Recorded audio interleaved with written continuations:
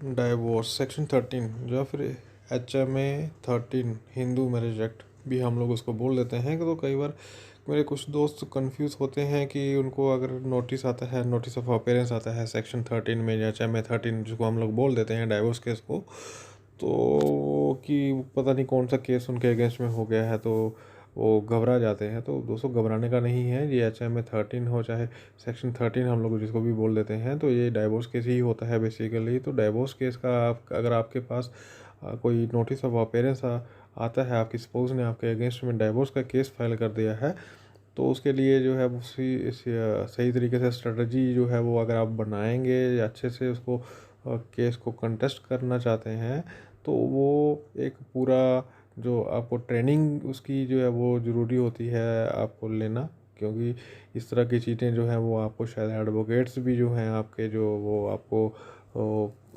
Guidance इस तरह की नहीं देते हैं। कुछ तरह से इस तरह का सुनने को भी मिलता है कि काफ़ी केसेस जो इस तरह के पैट्रिमोनियल रहते हैं, तो उसमें एडवोकेट्स की वजह से जो है वो केस बिल्कुल बिगड़ जाते हैं।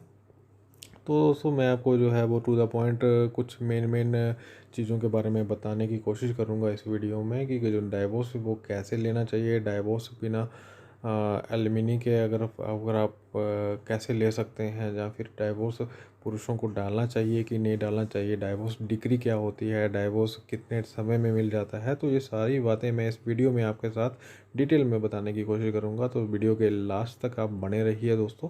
तो पहले बात करते हैं कि डाइवोर्स का संबंध अगर आपके पास जो नोटिस ऑफ अपेयरेंस आपके पास आता है, तो आपको जो है वो कोर्ट में जाना चाहिए। तो वहाँ पे आपको अपना पक्ष रखना चाहिए। तो डाइवोर्स का केस जो मेन होता है कि वो ऐसा नहीं है कि स्त्री ही जो आपकी स्पोज जो वाइफ है वही डाल सकती है, आप भी डाइवोर्स का केस डाल सकते हैं। तो ये जो सेक्शन 13 जो HMA हिंदू मैरिज एक्ट रहता है, उसके अकॉर्डिंगली दोनों एलिजिबल होते हैं डाइवोर्स फाइल करने के लिए। बट उसके लिए एक बेसिकली जो हमारे लॉ के प्रोविज़न में कुछ कैटेगरीज हैं या फिर कुछ पॉइंट्स हैं जिनके बेस पे जो है वो आप डाइवोर्स के लिए एलिजिबल होते हैं। जैसे कि कुछ चीज़ें मैं आपको मेन मेन चीज़ें बता देता हूँ। जैसे कि क्रूरल्टी अगर कोई करता है, क्रूरल्टी में मतलब कि अगर आपकी वाइफ जो है वो आपके साथ क्रूरल्टी कर रही है, जहाँ आप अपनी वाइफ के साथ क्रूरल्टी कर रहे हैं, तो वहाँ पे दोनों एलिजिबल होते हैं डाइवोर्स केस फाइल करने के लिए। और इसके अलावा जो है डिजर्शन का मैटर भी हम लोग इसमें काउंट कर सकते हैं।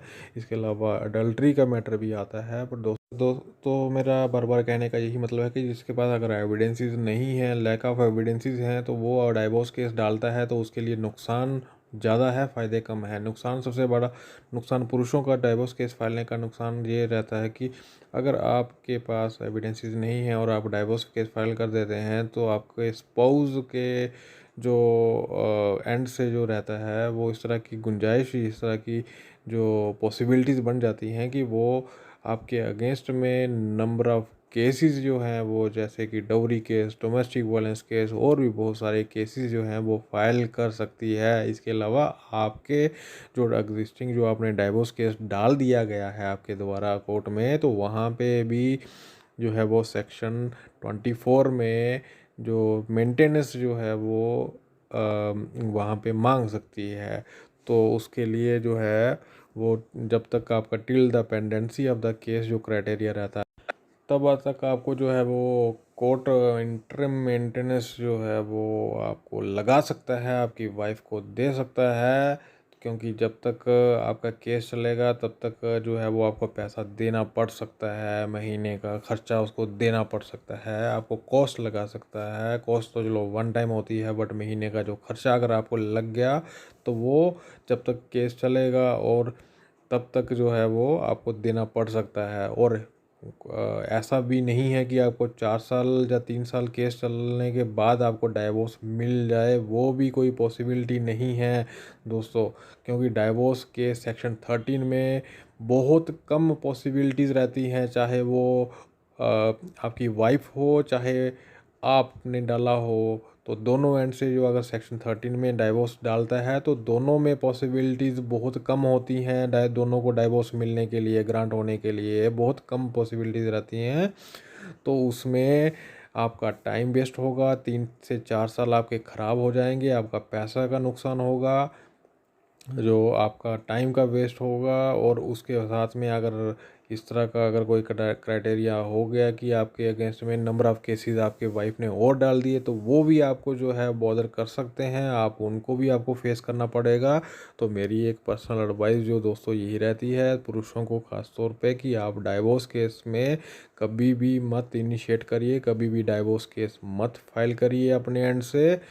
तो ये इसके अलावा अगर कि आपके अगेंस्ट में डाइवोर्स केस आपकी वाइफ ने कर दिया है, आपको नोटिस ऑफ अपेयरेंस आ गया है, उसके बाद में आपकी क्या स्ट्रेटजी होनी चाहिए, आपकी पटिशन की कॉपी कैसी होनी चाहिए, आपको पटिशन में क्या रिप्लाई करना है, ताकि कल को डाइवोर्स अगर हो भी जाता है तो उसके बाद में आपको जो है वो आपकी वाइफ फिर से कोई मेंटेनेंस का केस डाल के आपको नुकसान ना पहुंचा सके। तो उस तरह का क्या पटिशन में मेंशन करना रहता है, वो सारी चीज़ें मैं आपको जो है वो आपको बताने की दोस्तों जो है वो आपकी हेल्प करने की कोशिश करूँगा। आप मेरे को पर्सनली भी कांटेक्ट कर सकते हैं इसकी ड्राफ्टिंग के लिए, जो लीगल ड्राफ्टिंग आपको अगर इसमें मदद चाहिए है, इसका रिप्लाई कैसे फाइल करना है, डाइवोर्स में क्या क्या चीज़ों का ध्यान रखना चाहिए आपको, ताकि आपको कल को आने वाले फ्यूचर में आपको कोई नुकसान ना हो, और कम से कम एलिमनी जो है वो आपको पे करनी पड़े, मेंटेनेंस आपको बहुत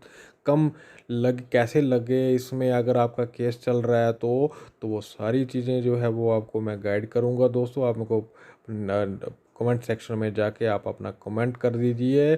किसी को अगर मेरे से पर्सनल एडवाइस चाहिए होगी तो वो अपना कमेंट कर सकता है, मैं आपको जो है अपना पर्सनल नंबर शेयर करके उनको पर्सनल गाइडेंस भी जो है वो दूंगा दोस्तों।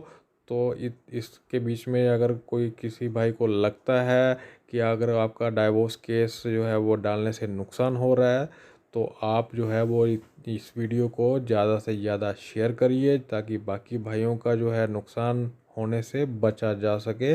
तो वीडियो अच्छी लगी हो तो लाइक शेयर और सब्सक्राइब जरूर कर दीजिएगा दोस्तों। Thank you.